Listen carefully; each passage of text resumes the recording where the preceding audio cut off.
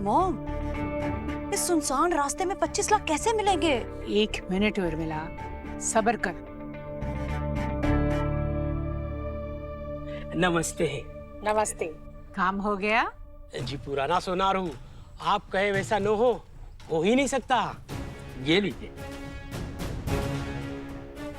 वाह, ये 25 लाख का होगा। 25 से 30 लाख का होगा। वाह मॉम, कैसे किया आपने? पैसे कहाँ से आए? अपनी माँ को कम समझा है क्या? मेरी पुरानी पहचान और शातिर दिमाग हमेशा काम आ जाता है। जी मैं इजाजत लेता हूँ, नमस्ते। Thank you.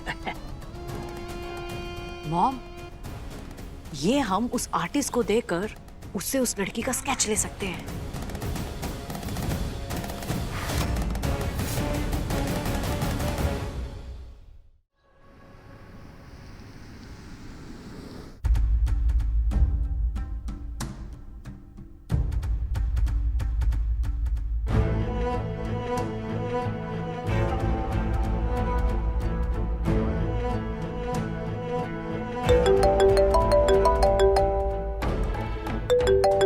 हाँ बोलो। हेलो, काम हो गया, बन गया उस लड़की का स्केच। अच्छा, मैं अभी आती हूँ। हाथ में 25 लाख हो तो आना, वरना कष्ट मत करना। हाँ ठीक है, ठीक है। ठीक है, पता भेज रहा हूँ, जल्दी आओ।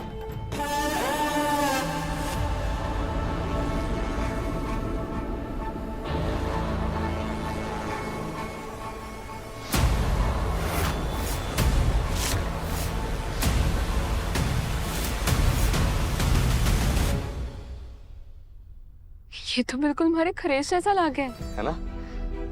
देखो, बना दिया बंबई में खरेस। मुझे ऐसा लगा कि शायद तुम अपने गांव से दूर हो तो तुम्हें तुम्हारे गांव खरेस की याद आती होगी, इसीलिए बंबई में खरेस। बहुत सुंदर है। मुझे तुमसे कुछ कहना है, 1 मिनट।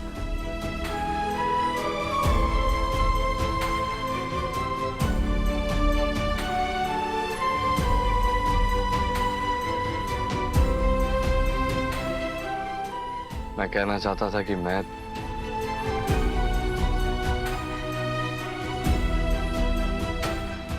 तुमसे। तुम वेद की अच्छी दोस्त हो, बहुत अच्छी बात है, लेकिन उससे आगे वेद से कोई और रिश्ता जोड़ने की सोचना भी मत। मुझे एक ऐसी बहू चाहिए जो हमारी बराबरी की हो, और वो लड़की तुम नहीं हो। तुम वेद की जिंदगी का मोड़ हो सकती हो, मंजिल नहीं।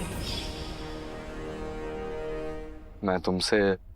हे रामनाथ जी बाबा, क्या हुआ? हमारे को ना हॉस्टल जाना होगा। मैंने गैस खुली छोड़ दी है। गैस ऑन छोड़? पर कैसे?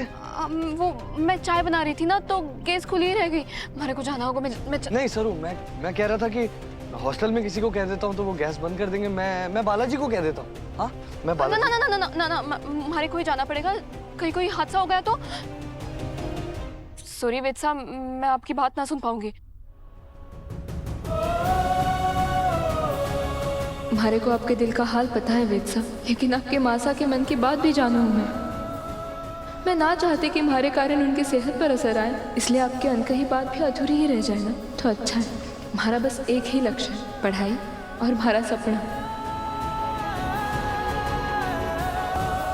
कहने को बस एक लफ्ज बाकी था सरू, बस उसी पल में वक्त ने बाजी मार ली।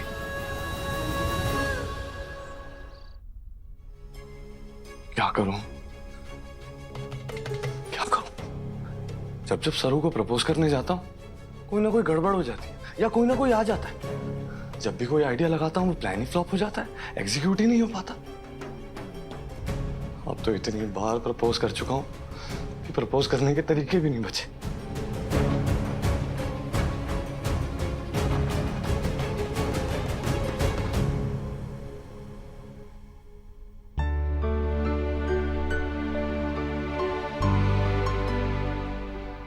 पानी से इतना सुकून कैसे मिल सकता है? क्योंकि समस्या जब बड़ी हो तो समाधान छोटी छोटी चीजों में मिल जाता है। जैसे कई बार मुस्कुराने के लिए बड़े जश्न नहीं, एक जलेबी ही काफी होती है। समझ गया। कमाल है आप गौरी जी, साफ सीधी दिल की बात without packaging. Thank you Gauri ji, मैं समझ गया, मैं बिल्कुल ऐसा ही करूंगा। जी सुनिए, मैं जानता हूं ये बात मैं पहले भी दोहरा चुका हूं, लेकिन सच कहूं तो वो होती तो वो भी यही कहती। आप दोनों बिल्कुल एक दूसरे की परछाई जैसे हैं। और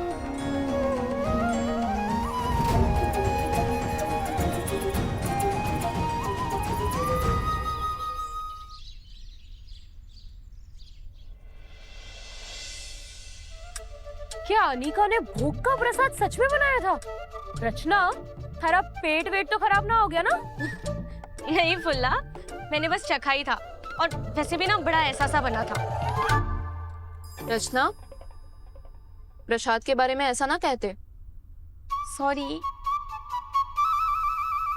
विश्वास तो हमारे को भी ना हो रहा है, लेकिन ये बात सच है कि अनीका किसी आश्रम में रह रही है। हमारे को वहाँ के बाबा जी मिले थे, पता है हमारे से क्या कह रहे थे?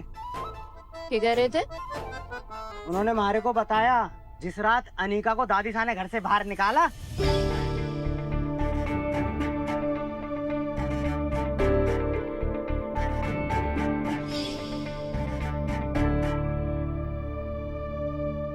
एक ऐसे दोस्त से ना 100 दुश्मन भले। वैसे तो उसके पीछे पीछे घूमते थे, और जब जरूरत पड़ी तो फुर। सच में शायद इसलिए ही अनिका शौक होकर ना आश्रम चली गई होगी पक्का। पर कहीं वो ड्रामेबाज सच में तो नहीं बदल गई? इंसान को बदलने में समय ना लागे है, बस एक धक्के की जरूरत होवे जिससे उसके आंखों पर बंधी क्रोध, लोभ, अहंकार के पट्टे निकल जाए।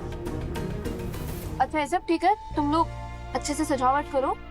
हमारे को क्लास के पहले थोड़ा पढ़ना है, तो मैं ना लाइब्रेरी में जाकर थोड़ा पढ़ लेती हूँ शांति से।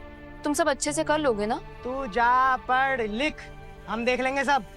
क्यों भाइयों?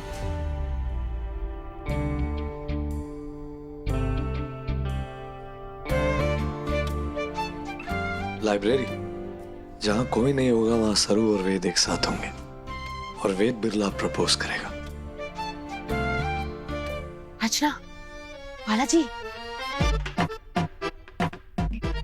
देखो वैसे तो हमने बहुत बड़े बड़े टेस्ट दिए हैं, तो क्यों ना आज इस पिकड़ेल बंदरिया का एक टेस्ट लिया जाए और उसे परखा जाए। हमारे पास ना एक आइडिया है।